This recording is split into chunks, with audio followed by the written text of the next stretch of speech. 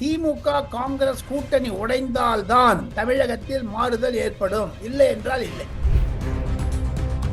பராசக்தி இந்தி திருப்பு காங்கிரஸ் தான் கொண்டு வந்து திருச்சி வேலுசாமி தினம் சொல்லிட்டு போறாரு. அவர் எங்க கைது பண்ணல? சிவகார்த்திகேயன் பேசுவது முழுக்கலும் ராகுல் காந்தியினுடைய அப்பா ராஜீவ் காந்தியை திட்டுவதான் பண்றாங்க. ஏன்னா அதுக்கான அழுத்தமும் திமுக தரப்புல இருந்துகிட்டு இருக்குன்னு சொல்றாங்கல்ல, பாஜக கிட்ட இருந்து காங்கிரஸை கழட்டி விட்டுருங்க அப்படிங்கிறதுக்காக. எங்க ஒண்ணு எந்த வருஷம் இல்லாத 2026ல பாஜக ஏன் சார் உள்ள கொண்டுறீங்க? யாரை கேட்டாலும் RSS பாஜகங்கிற அவ்வளவு பயந்து இருக்குதுங்களா சார் திமுக? எனக்கு ஒரு டவுட் இருக்குங்க. விஜய் வந்து பாஜக பக்கம் போக மாட்டார். காரணம், திருத்துவ அமைப்புகள் அவருக்கு அனுமதி கொடுக்காது. திமுகவிற்கு அழிவு வந்ததன் காரணம் SIRம் விஜயம் சேர்ந்ததுதான். Simple as that.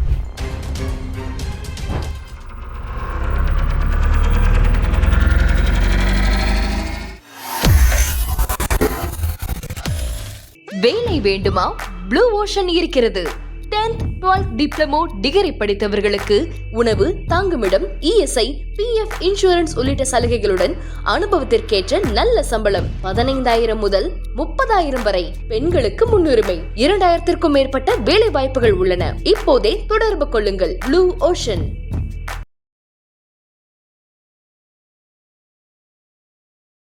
ஐதமிழர்கள் அனைவருக்கும் அன்பு வணக்கம். இன்றைய சிறப்பு நேர்காணலில் நம்மோடு டெல்லியில் இருந்து இணைந்திருக்கிறார் மூத்த பத்திரிகையாளர் திரு ராஜகோபாலன் அவர்கள். அவரிடம் தற்போது நடந்து வருகிற முக்கியமான அரசியல் விவகாரங்கள் தொடர்பாக பல்வேறு விஷயங்களை கேட்டு பெற இருக்கிறோம். பேசலாம். வணக்கம் சார். நமஸ்காரம். நமஸ்காரம். இப்போ பிரதமர் மோடி அவர்கள் இங்க தமிழ்நாட்டுக்கு வர்ற நிகழ்வுல மேடையில எல்லா கூட்டணி கட்சி தலைவர்களையும் நிறுத்தி ஒரு ஃபங்க்ஷன் நடத்தி முடிச்சிடணும்னு பாக்குறாரு. அதனால இந்த மந்த் எண்டுக்குள்ள கூட்டணியை முழுமை அடைய செய்வதற்கான பணிகள் நடந்துகிட்டு இருக்கு. இப்ப அதன் ஒரு பகுதியாக தான் தாவேக்கால உள்ள கொண்டு வந்துடணுன்ற முயற்சிகளோ, இந்த பக்கம் தேமுதிகவையோ இல்ல பாமக சைடோ, இது எல்லாமே நடந்துகிட்டு இருக்கு அப்படிங்கிற ஒரு பார்வை இருக்கு இல்லையா? அது எப்படி பார்க்கறது? கூட்டணி கால்குலேஷன் எப்படி போயிட்டு இருக்குன்னு நினைக்கிறீங்க?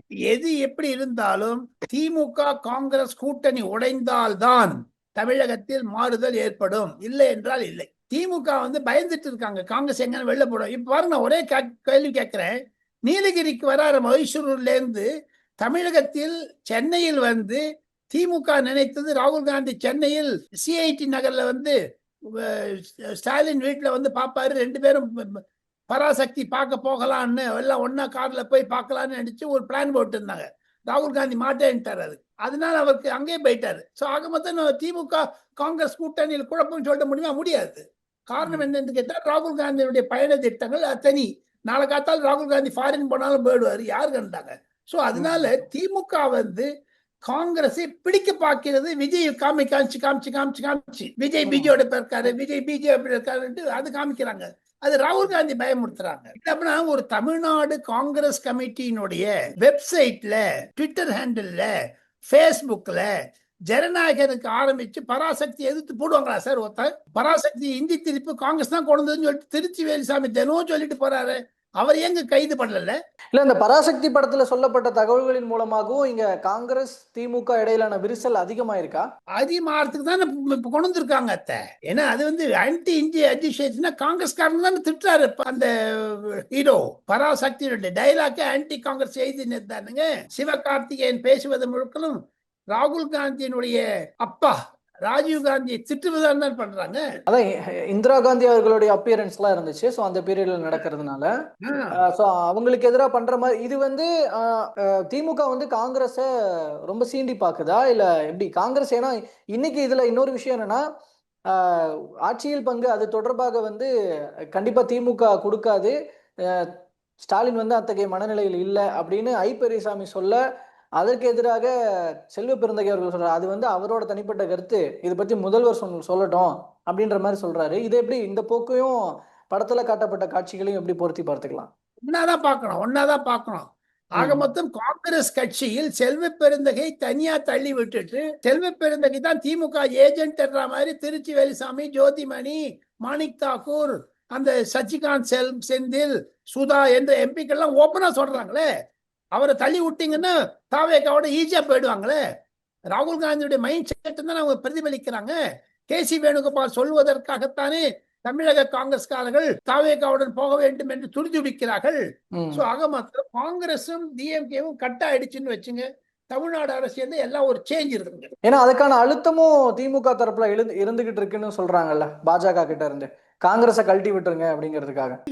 எங்க ஒண்ணு எந்த வருஷம் இல்லாத 2026ல பாஜக ஏன் சார் உள்ள கொண்டுறீங்க? யார கேட்டாலும் RSS பாஜகங்கிற அவ்வளவு பயந்து இருக்குதுங்களா சார் திமுக? கேட்டா எங்க கேடர் பேஸ் பார்ட்டிங்கிறாரு ஸ்டாலின். எதுக்கு பயப்படுறாரு RSS? சார் மாநில கட்சிகளை வந்து கொஞ்சம் அழித்தொழித்து விட்டு எல்லா இடத்துலயும் பாஜக வரணும்ன்றது தானே பாஜகவோட அஜெண்டாவே. சோ அதனால அதுக்கான முயற்சிகள்ல இதை இப்படி தானே பார்க்கணும். அப்ப திமுகவுக்கு எதிரான நடவடிக்கைகளாக சரி, அந்த மு.க. ஸ்டாலின் என்று முதலமைச்சர் ஆனாரோ அன்றிலிருந்து இன்று வரை அவருக்கு ஒரே ஒரு தூக்கமே வருது கிடையாது. அப்படி தூக்கம் வந்தா கூட அமித்ஷா சொப்பனம் வருது. மத்த நாள் மார்னிங் பேசிச்ச அவதூறுஷாங்கிறாரு. அதுக்குதான் ஸ்டூபிட் ஸ்டாலின்னுட்டு சன்னாமலை பதில் சொல்றாரு. இதெல்லாம் பாத்தீங்கன்னா திமுக 200 சீட்டுகள் போயிடுச்சு. இப்ப எல்லாம் அமித்ஷா கிட்ட வந்துட்டாங்களா? ஏன் சார் அது பாஜக பத்தி முதல்ல 200 சீட்டு வரும் 200 சீட்டு வரும் நாங்கள எங்க போச்சு சார் அது? இப்ப சொல்றாங்களா? இன்னும் பயந்து இருக்காங்க. விஜய் வந்தப்ப இந்த 200 ஏன் காத்தா பறந்து போயிடுச்சு, பந்தா பறந்து போயிடுச்சு. ஓகே, சோ இதுல நிறைவா என்ன நடக்கும்? இப்ப ஏடிஎம்கே பிஜேபி கூட்டணியில இன்னும் யார் யார் வந்து சேருவதற்கான வாய்ப்பு இருக்கு? என்னை பொறுத்த மட்டும் கண்டிப்பாக பாமகவினுடைய 2 அணிகளும் வந்துவிடும் என்று தான் டெல்லியில் பேசுகிறார்கள். பாமக, பாஜக, தேமுதிக வந்துவிடும் என்று தான் டெல்லியில் பேசுகிறார்கள். கண்டிப்பாக பிரதமர் மந்திரி வரும் பொழுது 23ஆம் தேதி பிரேமலதா அந்த கூட்டத்தில் இருப்பார் என்று அடித்து போட்டு சொல்றாங்க. Okay sir. சோ அதனாலதான் பிரேமலதா அவர்கள் அந்த மாற்றி பேசினார். கூட்டணி கடலூர் கூட்டத்துல சொல்லப்படும் சொன்னவங்க டக்குன்னு சொல்லாம அறிவிச்சதுக்கு பின்னணியில என்ன நடந்திருக்கு? டீலிங் இருக்கோ இல்லையோ, அவங்க அந்த அம்மா மீதி பேர்ல டிசைட் பண்ணல, நான் ஏன் பண்ணோம்னு பாக்குறாங்க, வேற ஒண்ணும் இல்லை. அதுல நிச்சயமா கண்டிப்பாக சீட் பேரம் பேசுவாங்க, ராஜ்யசபா பேசுவாங்க, கொடுக்கல் வாங்கல்லாம் இருக்கும். அதுல வந்து காசு பணம் இருக்கும். நிச்சயம் there are lot of things in that. So அந்த ஃபைனலா ஒரே ஒரு क्वेश्चन சார், அந்த கூட்டணி தலைவர்கள் இடம்பெறும் மேடையில விஜய் இருப்பாரா மாட்டாரா? மோடி பக்கத்துல அடுத்த மீட்டிங்ல இருப்பாரு. ஃபர்ஸ்ட் 23ஆம் தேதி இருக்க மாட்டாரு. அடுத்த மீட்டிங்ல கொடுத்துருவாங்க. இந்த மந்த் எண்ட்ல பிப்ரவரி ஃபர்ஸ்ட் வீக். உங்களுக்கு மார்ச்ல தான் எலெக்ஷன் அனௌன்ஸ் பண்ண போறாங்க. ஃபர்ஸ்ட் டைம் தமிழ்நாட்டுல இந்த மாதிரி ஒரு தொங்க விட்டுட்டாருங்க விஜய் வந்ததுனால. விஜய் வந்து பாஜகவுடன் போகிறார்னுட்டு திமுக பயமுறுத்துறது அந்த மைனாரிட்டி ஓட்டு வங்கி திருப்பி பெறதுக்கு தான் பண்றாங்க. எனக்கு ஒரு டவுட் இருக்குங்க, விஜய் வந்து பாஜக பக்கம் போக மாட்டார். காரணம், திருத்துவ அமைப்புகள் அவருக்கு அனுமதி கொடுக்காது. அப்ப என்டிஏக்குள்ள விஜய் வர மாட்டாரு.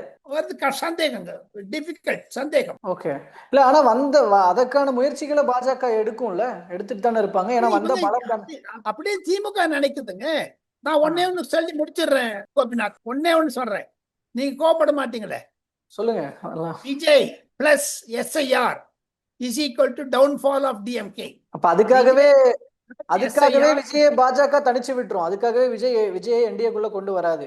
எப்படி பார்த்தாலும் உங்களுக்கு விஜய் நாள் தானே வருது, பாஜக நாள் தானே வருது.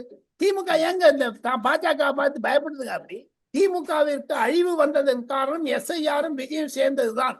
Simple as that. பொறுத்திருந்து பார்ப்போம் சார் என்ன நடக்குது அப்படின்னு. பல்வேறு தகவல்களை பகிர்ந்து கொண்டமைக்கு ரொம்ப நன்றிங்க சார்.